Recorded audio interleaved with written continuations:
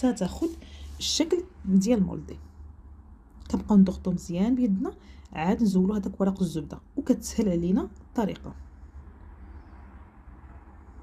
كتشوفوا الطريقه سهله البنات، وصراحه كيجي رائع هاد الحلوى هذه.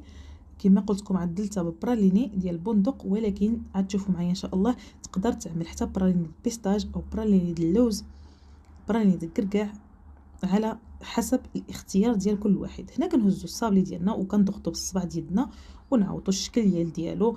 كتبقى لنا ساهله كما كتشاهدوا معنا، وكنحيدوا الزوائد في هذاك القنوت حيت كيبقى غليظ في داك القنوت.